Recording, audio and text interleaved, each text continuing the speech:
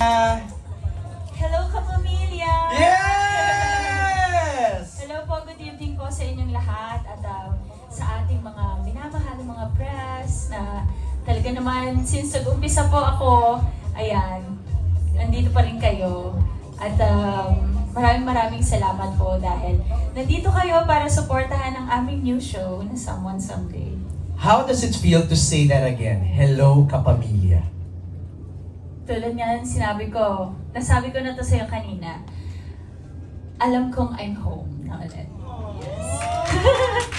Iba kasi talaga yung kung saan ka nag-umpisa at dun mo nabuo yung mga pangarap mo. So, ayun. So, salamat kapamilya. Yes! At hindi lang yon, you're back on prime time. Diba? Yes. Pasabog ang Someone Someday. What made you say yes to this? I know there's so many reasons, Maj. Pero ano yung top of the list? Sabi mo nga, many reasons. MJ, isa na dyan yung gusto ko makatrabaho si Catherine and of course James. Pero yung character na binigay sa akin ng Dreamscape family ko, ito yung character na hindi mo matatanggihan. Sabi nga ni Direk Eric, kailangan ng may pivotal character dito sa serye na Someone Someday. So sabi ko kay Direk, pivotal. So nagtawanan muna kami and then, ayun. After nung nag-yes ako, nag-pitch sila. Imagine walang script, MJ. Right. Walang script, but I said yes. Wow. Kasi nung present nila sa akin, eto yung, ayoko kasi gumawa ng teleserye na masabing comeback. Yung ganon. Okay. So maliban sa may Catherine Bernardo tayo, binigyan ako ng Dreamscape family ko ng isang napakagandang role na hindi ko dapat talaga tanggihan. We saw the plot. Mhm. You're portraying the role of Abby. Without spoiling, sino ba si Abby? Si Abby, masasabi ko siya na ata yung pinaka-layered na character na ginampanan ko. Si Abby ay isang fan, isang tao na maraming pinagdadaanan at ipaglalaban ang kanyang pamilya, pero hanggang saan siya dadalhin ng love. Hanggang saan siya dadalhin ng love, yung hanggang saan siya masasaktan, magre-revenge pa siya, pero ang revenge is temporary satisfaction lang yon. May iba siyang gusto. At At yun ang abangan niyo. Yun ang nga. Pero alam mo, nakaka-intriga yung role mo. Tingin mo pa lang. You're a fan? You're a stalker? Tama ba? Ano ba to? Doon muna tayo, I'm a fan. Oo. Pag fan ka, yung lahat gagawin mo para Right. kasi mahal mo yung iniidolo mo di ba? Oo. Yan. Okay, para lang malatag natin ng maayos. Maj, ilang taon ka na sa industriya? Kung hindi po ako nagkakamali, 23 years. Wow. Yes, 2003. Correct. Ako nag-start, yes. It might be you. Oo. Tama yung binasa ko sa spills kanina. You are one of the most respected actresses dito sa industriya. Trabaho bang matindi yun? The past 23 years. Masasabi kong dahan-dahan Ay, kanta. by Maha Salvador. Oo nga. Hindi madali, pero gusto ko kung paano ako nag-umpisa at kung nasan po ako ngayon. Yung sa iba kasi parang ibinigay, yung superstar agad, yung Okay. bida ka kaagad, yung ganon. Ako mahaba yung proseso, mahaba yung progress. Pero masaya ako kung nasaan ako. Kasi habang taon-taon, may natututunan ako bilang isang artista, bilang isang tao. Hindi ka nainip? Hindi. Siguro kasi kapag masaya ka sa trabaho mo, tapos gusto mo yung ginagawa mo, hindi ka maghahanap ng more pa. Okay. Kasi siguro alam ko lang din talaga na eto muna tayo ngayon. Right. Yung ganon. Gaya ng mga, okay wait.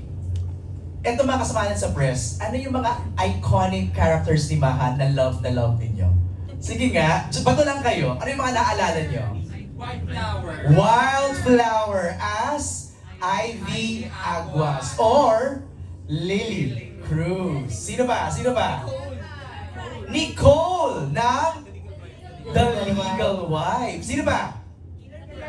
The Camila sa The Killer Bride. Sige ba? Sino ba? Margot! Diba? At si SPO1 Glenn ng Ang Probinsyano. Yes. Si, alam nila, top of mind. Naiisip nila kaagad. Dito ba, si Abby, ganun din. Yung character niya, yung binuhos mo dito, tatatak sa amin. Na parang kahit natutulog na kami sa gabi, may iisip ka pa rin namin.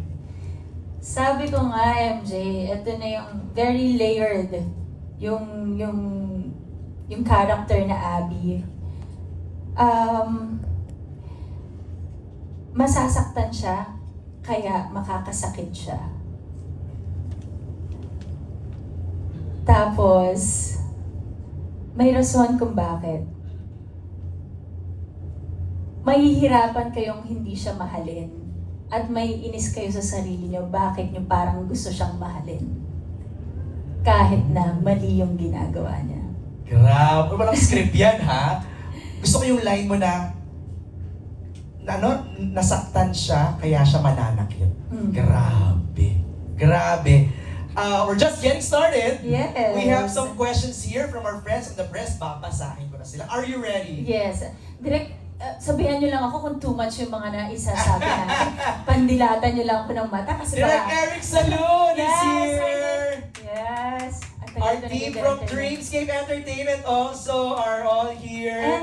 And yung mga fans na nandito, thank you guys. Asaan? Yung support na yan. Sila Sheila, mga Team Maha Universe. Oy, grabe. Thanks for coming and thanks for joining us sa ating The Majesty. Oh, yung title mo, The Majesty.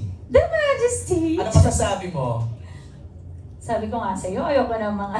Title? Ayoko ng title, ayoko ng... But thank you, salamat po. Maraming salamat sa... Yan, sa mga pagtawag niyo sa akin ng mga ganyan. Pero sabi mo sa akin, may gusto ko lang itagdag, hindi lang siya Majesty. Ma-Majesty, bilang mother na, Ma-Majesty. Yan! Pamaminahay. I know. Okay, let's begin our questions from Carl June Canonoy of Kapatid Insider. Welcome back sa ABS-CBN. Ano yung nag-convince sa'yo na magbalik teleserye? I already asked you this and you mentioned, Catherine, siguro baka you can name the second reason bakit ka umuo. Kasi,